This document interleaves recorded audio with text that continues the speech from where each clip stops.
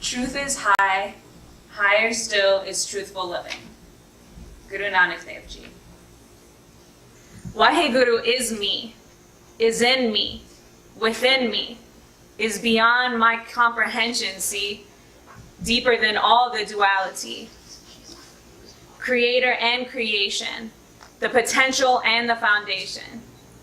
There are many interpretations, but Waheguru is just one.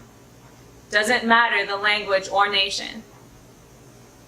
My understanding of Waheguru comes from the ways of being I witnessed, the wisdom that passed through, from my ancestors and what they knew, from my family and what we do. When we face challenges in life, we connect through seva, it's true. We are all deserving of love and life, not only just me and you. I was taught it's how we move in life, what we pour our energy into, knowing Waheguru when we're feeling blue, even when it's deemed taboo. Because Waheguru is within me, I am blessed with sovereignty, accountable to my community, living out our true unity, taking every opportunity to express Waheguru so beautifully and truthfully. The life of a Sikh is a journey of learning. To embody Waheguru through grace, the fire it is burning. But the lies we must leave behind. The truth is, Waheguru is already inside. Realize beyond what's in our mind.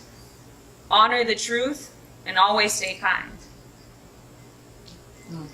So I'm going to be going kind of back and forth between poetry and speaking to you. And so I wrote that for today, today's topic of perceptions of God. But writing that was really challenging for me because a principle that's been ingrained to me is that Waheguru cannot be fully comprehended or described. So, yeah. So what makes me a Sikh is being born into a Sikh family and raised to the culture and the worldview of Sikhi. What makes me a student of Sikhi is the daily practice of striving to live out the wisdom that has been passed down to me. I had a long conversation with the Interfaith Forum board, and we came to the agreement that through my most authentic form of expression would be the best way for me to engage with the interfaith space that is being created here today. So as an artist, I'll do this through poetry. I'm going to just talk about two specific principles that have been really meaningful for me in my life, and then share a correlating poem from my archives and from my journey. So the first principle is that Waheguru has no gender and is in all, and encompasses the spectrum of feminine and masculine. Mother tongue. How can I express womanhood when my mother tongue was buried? My fluid and expansive nature violently torn into rigid, unrecognizable colonial binaries of male or female, straight or gay, American or foreign. You can only be one or the other. These are not my categories. This isn't my language. I come from sovereignty, the blood of spiritual warriors, lioness, princess, Waheguru, spirits of Mother Earth and Father Sky, ancient wisdom carried through the wombs of our grandmothers. That hip-hop flow, creativity, and swag, remix in lands and waters, tongues and ways of knowing and being, honoring those who came before, those here now, and those to come. My womb is connected to the moon, and the waves they move through. Let them flow about all I can do, and I ain't got nothing left to prove. Kaur is my gender identity. Who I am has more to it than that. I carry all the peoples who have poured into me. I belong to the earth, not any nationality. I don't pray to other gods, definitely not the Constitution. Do my best to always serve and love, be part of the solution. I want to be known with my complexities, not put in a box. So here it is, I share with you some of me and my thoughts. So this understanding of Waheguru existing beyond gender constructions within all of us equally has empowered me to live in my authentic form. I spent many years struggling with the social constructions of gender, the inequalities associated with them, and what that means about my own identity and my own divinity. Sikhi lets me know that I can access Waheguru equally to any man, and to honor the feminine and masculine within me and within all of us. I've been able to find an existence and a way of being beyond what society, what national governments and laws have told me about who I am and who I'm supposed to be. This is part of the journey of a Sikh.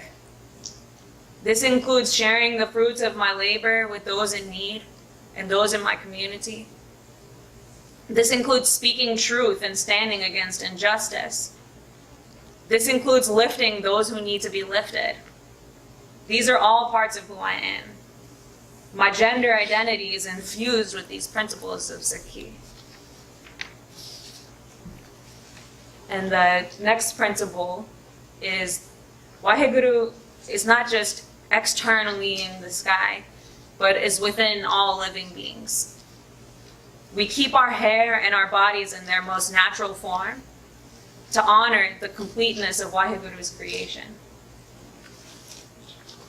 So, in trying to reconcile my identities as a diasporic Sikh, a Punjabi Kaur, a brown person, a woman of color in the US, an immigrant, third culture kid, youth, graduate student, this is old,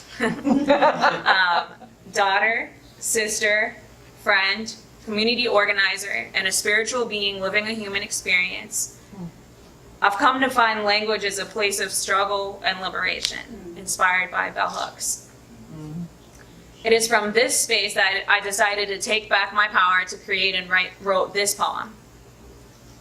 This is for the darker cores with thick black hair on our bodies, who don't find liberation calling our hair a hormonal problem, or in narratives of Sikhi without the non-compliance and the struggle. Ode to all my Kaur hair. I love you and honor you as a gift and expression from within, the same within where Waheguru resides. I wear you like my kirpan, arming and protecting me, reminding me of my duty to serve and struggle. I will not exotify you or minimize you to the level of the ego, but rather understand how your very existence requires me to go beyond all the boxes and stand with courage. We're on this journey together. Remember all the strong aunties with uncut hair and bugs at Gurdwara, like us now. An unapologetic, yet unegoistic badge of honor and lifeblood, just like a Punjabi Kaur. We just gotta stay rooted and know how to submit to the now.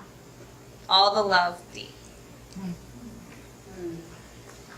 So my journey of keeping my hair in its natural form has been a deep practice of recognizing the sacredness inside of me and the sacredness of my body as a vessel for Waheguru.